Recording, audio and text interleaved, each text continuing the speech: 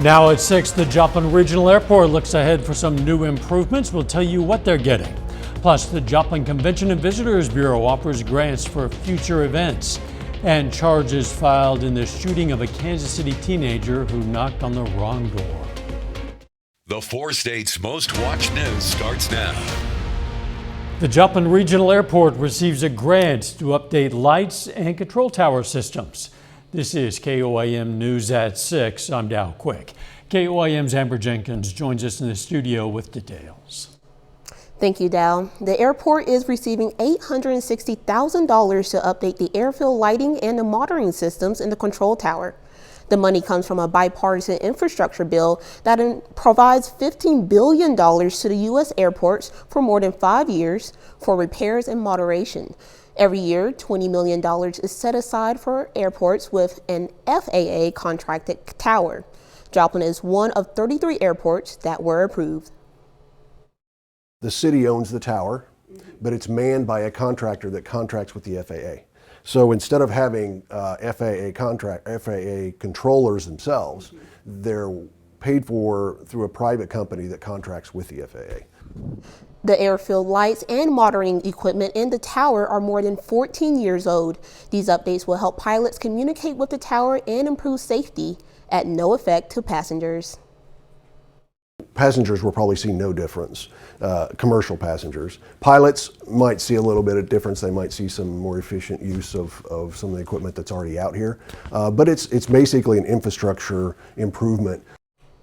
The grant money has already been allocated. The airport is planning to install the new equipment in June. Reporting in the studio, Amber Jenkins. Thanks. The Joplin Convention and Visitors Bureau is now offering grants to market events and attractions that are going to happen next year. City official Patrick Tuttle says every year they have $140,000 that's in the fund to be handed out as grants. Applicants can seek up to $25,000 per event. Once the applications are submitted, the Bureau will then decide which grants to accept based on what the value of those events could be. Any event that really has a draw of the public, open to the public, our wish is something that's going to be able to generate hotel rooms and bring people from out of Joplin into Joplin. So we're really looking for events that are Joplin-based events, but could benefit from a larger draw. The city is accepting grant applications until early June. Joplin residents can look forward to a new outdoor recreation area. Missouri Governor Mike Parson announced a more than $1.4 million grant to build the new outdoor space south of Zora Avenue and east of Lone Elm Road. The nearly 100-acre area will include bicycle-related amenities ranging from a BMX-style pump track to a children's bike playground, 5 to 7 miles of single-track mountain bike trail. No word yet on when construction will begin or a completion date. Let's check in with meteorologist Sam Lane for a first look at the weather. Well, it was certainly a beautiful day to be out there enjoying the outdoors, whether on a dirt track or parks. We're looking at the storm system that was over us the weekend, rapidly pulling away from us into the Great Lakes. Now we're watching the next storm system. You can kind of see it spiraling there off the coast of Washington and Oregon. That's moving towards us, but it's going to take a few days before it really starts to impact our weather. Right now we're looking at pretty calm winds as far as that goes, single digits for the most part this morning, and also chilly this morning too. And looking at the 36-hour trend, you can see yesterday we made it into the mid-60s, but we dropped all the way down into the 30s this morning, and then a pleasant afternoon with most places getting into the 70s. And looking down the lane, we have a partly cloudy Tuesday in shape and windy Wednesday, some scattered thunderstorms on Thursday, but notice this, a cold weekend, and I'll tell you what all that means coming up in weather in just a little bit. See you soon. A man involved in the shooting death of a Nevada, Missouri woman learns his sentence. Jacob Hallam is sentenced to 32 total years in prison. He was charged with second-degree murder, got 25 years for that. His second-degree assault and second-degree burglary charges are for 7 years each and will run concurrently. The victim was 30-year-old Tara Hallam. The crime happened in 2019. When officers arrived to a home in the 200 block of South Spring Street, they found Jason Hallam and Tara Hallam inside the home. Tara died at the hospital. Authorities say Jason is a prior and persistent offender. A Joplin resident, fearing for his safety and the safety of others, struggles with an armed suspect. That incident happened around 1 a.m. on Saturday. Authorities responded to reports of a gunshot in the area of 5th and Joplin Avenue. Police say staff at Club XO denied entry to a man, and then that man allegedly went to a car in the parking lot. A citizen says they followed the man and saw him get an AR-style pistol from the car. That citizen then put the suspect in a neck restraint, and the suspect left the scene. They later arrested 28-year-old Christopher Carter of Joplin, who has felony convictions and is prohibited from possessing a firearm. Carter was released on a $25,000 bond. A teenager is arrested after a burglary report at Vapor Maven on South Rangeline Road in Joplin. That happened shortly after midnight Saturday morning. When officers arrived, they noticed the back door was unsecured.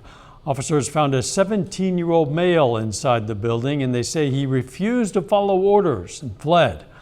Officers then chased and arrested the teen without incident. The report says the suspect broke display cases and stole both vapes and cash.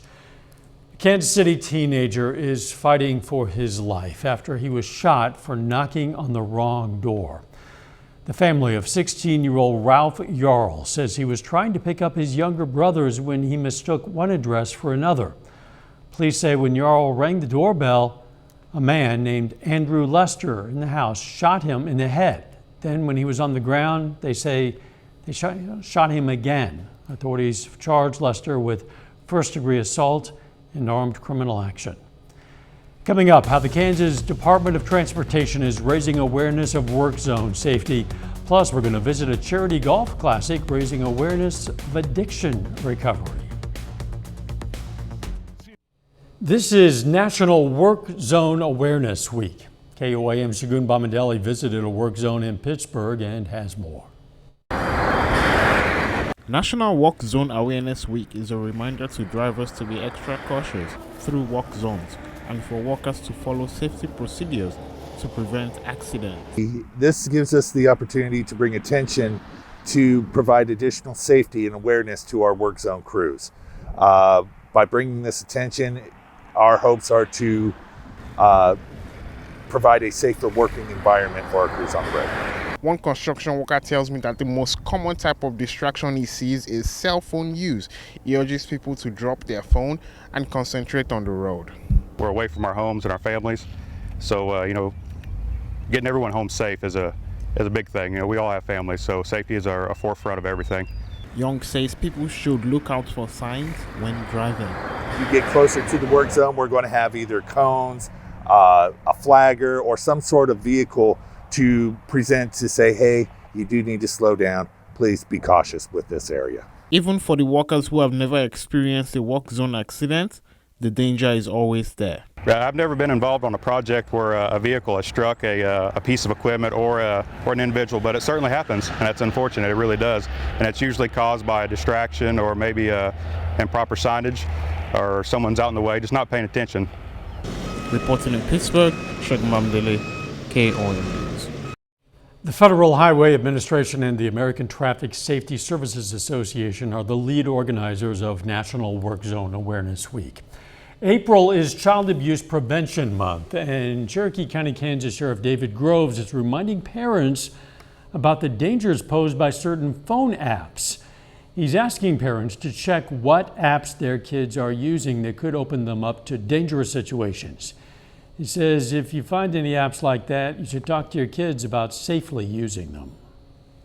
It's important not just to know what the kids have on their phones, but have conversations about why it's important to limit the information that you're providing, even to people that you may think are your same age range, because not everybody online is honest about who they are.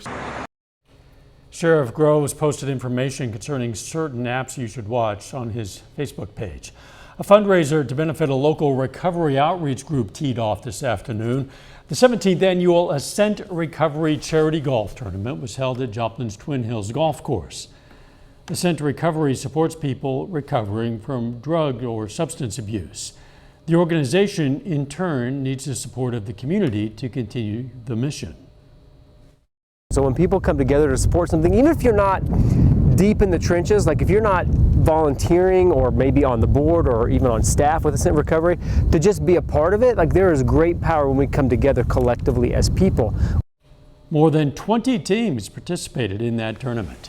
A little bit later, two of the best Southeast Kansas softball teams meet tonight. Highlights between the Frontenac Raiders and Girard Trojans. And we had a pretty nice Monday, but how long can the nice weather last? Well, I'll have the answer to that when we come back with your forecast.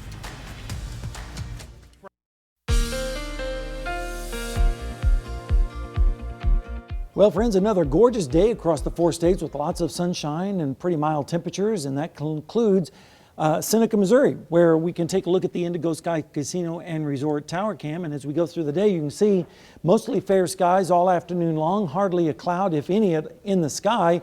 Although as we headed towards the afternoon and evening hours, we did start to see some high thin cirrus clouds way off towards the west. That's ahead of the next storm system that's going to be impacting our area as we go into the forecast, or generally around Thursday. Allergies, they were bad again today, 10.8, and then tomorrow a little bit worse at 11.3. So it looks like folks suffering with allergies are going to have another day to deal with that. Radar is clear right now across our immediate area. There are some showers, though, just east of Amarillo along Interstate 40 there in the Texas Panhandle. Nothing really to worry about for right now. And we're looking at temperatures in the 70s across the area, even some 80s showing up, like Yates Center with 80. Same thing in Neodesha, 81 in Sedan. A little bit cooler off to the east in Stockton, but still pretty pleasant, 71 degrees. And if we take a look outside right now in Joplin, just a few high thin cirrus clouds out there, 74 degrees. And the dew point is 36, which is low, giving us a humidity of 25%, and the wind out of the southwest at 11. In Pittsburgh, it's 72 degrees, south wind at 13, dew point's 41, so a little bit higher, humidity at 32%. Rain chances are going to be low as we go through the forecast, but notice tomorrow morning there might be a few scattered showers around, and then again late Wednesday, especially off towards the west. In fact, there is a severe weather risk on Wednesday to the west in central and south central Kansas. Some of those storms could sneak into our area, especially the northern counties, as we go into Wednesday night into Thursday morning. The threats in our area are low at this point in time. That may be different on Thursday, though. And you can see on the rainfall forecast, by Thursday evening, a few places could pick up close to an inch of rain in areas where they desperately need it, which is in southeastern Kansas, where the drought is still going on and is holding strong. Temperatures tonight are going to be dropping into the 50s with isolated showers. You can see this big green blob on the map. That's actually a little bit overdone, I think, because the air is so dry, a lot of this would not even reach the ground, but there might be 1 or 2 showers across the area. Then tomorrow afternoon, mostly sunny skies return with south winds, breezy with temperatures in the 70s and lower 80s out towards the west. Then as we go into Wednesday morning, mostly cloudy with isolated sprinkles or showers with lows in the 60s. And then Wednesday afternoon, the clouds are still with us for the most part with temperatures in the mid 70s on breezy southwest to south winds. And then notice here comes a cold front on Thursday morning, rolling into the area with lows in the 60s, but already dropping into the 50s behind that front. If this front slows down even further, we could be looking at a risk of severe weather in our area on Thursday afternoon. One thing that we are looking at as well is a cold wave stretching across most of the eastern half of the country as we go into the 8 to 14 day period, and that also impacts us. Tuesday and Wednesday look great. Scattered showers and storms on Thursday afternoon and evening. Better chance of storms on Friday. But look at that temperature on Saturday, Dal. 51 for the high, but we start out at 37, and then we drop below freezing on Sunday morning. Yeah. Just for you. I don't appreciate it. And I'll tell you, a lot of farmers, people out there with tender vegetation do not want to see sub-freezing temperatures. Thanks, Sam. Still ahead, the Frontenac softball team aims to stay undefeated tonight in a big showdown with Girard. And Eagles quarterback Jalen Hurts becomes the highest paid player in NFL history. Jacob Leonard has details coming up next.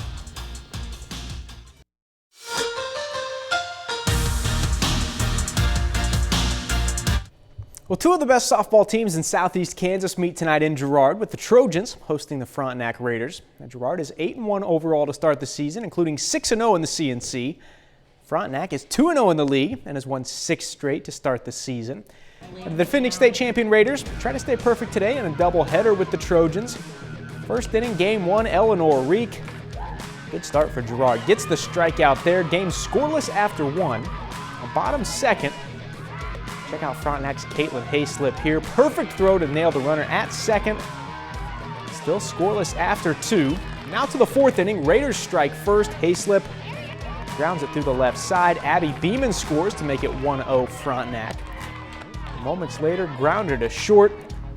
Aaron Anderson gets the tag and the throw to first. Double play for Anderson. Gets the Trojans out of the inning. Bottom 4, Girard ties it right back up. It's Reek helping her own cause. Drops it into left. Anderson scores. It's 1-1 on the RBI single. Aaron Anderson really comes up big for Girard in this one with it tied at 1 in the 5th. She gets a 3-run bomb, and that was the difference. Girard wins game 1 over Frontenac 4-1, handing the Raiders their first loss of the season. High school baseball here. Pittsburgh hosts a doubleheader against St. Thomas Aquinas this afternoon. They're down 3-0 in the 5th inning. Jackson Turnbull up with the bases loaded. He hits it hard, but Weston Boyle makes the leaping grab at short for the out. Then in the 7th, final chance for Pittsburgh. Again, bases loaded, but Colin Conrad gets the strikeout to end it. Dragons actually out-hit Aquinas, but failed to score, and they commit 4 errors in the game. Aquinas shuts out Pittsburgh today 3-0. The Kansas City Royals open a 3-game series tonight with the Texas Rangers.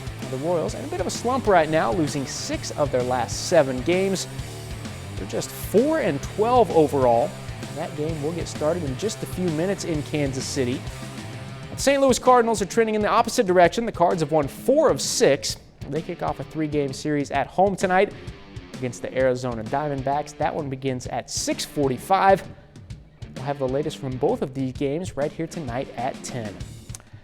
Philadelphia Eagles quarterback Jalen Hurts is now the highest paid player in NFL history. Hurts has signed a 5-year, $255 million extension with the Eagles. Now that is $51 million per season, the highest annual salary in the history of the league. $179 million of the contract is guaranteed. Hurts is just 24 years old and was an MVP candidate last season. He led Philadelphia to the Super Bowl against the Chiefs, where he diced up Kansas City for 374 total yards and 4 touchdowns. His 43 total touchdowns last season is a new franchise record. And he's a young man, young quarterback, but he certainly proved last season that he deserved it, because I know Chiefs fans, he was certainly a handful for them in the Super Bowl. Absolutely, and my goodness, the quarterback salaries, they are really escalating quickly. Straight up. We'll be right back. Here's a look at what's coming up on KOAM News at 9 on Fox 14. The Joplin City Council meets to discuss a citizen's request to ban alcohol shooter bottles. Plus, we're going to have more on that Golf Charity Classic, raising awareness of addiction recovery. And cleanup efforts are underway from tornadoes in the St. Louis area on Saturday. Those stories and a whole lot more, of course, it's coming up tonight on KOAM News at 9 on Fox 14. At least in the bullet on that on Saturday. Yeah, we were fortunate, but I guess not so much. Yeah, we had a lot of rotating wall clouds and a lot of hail, but no tornadoes. And hopefully we'll keep that streak going. And the forecast looks like that as far as the next couple of days. Very nice. But then Thursday, we might have a round of severe weather, mainly towards the east. Better chance of storms on Friday. But look at the cold temperatures on the weekend, especially in the morning, and then more storms later on next week. Final sports notes. Such a big win for Girard High School softball, beating Frontenac, the defending state champs, 4-1 in Game 1 of their doubleheader. We're going to have the latest from Game 2 right here tonight at 10. Looking forward to that. Thanks for joining us. We'll see you right back here at 10. Let's make it a great evening.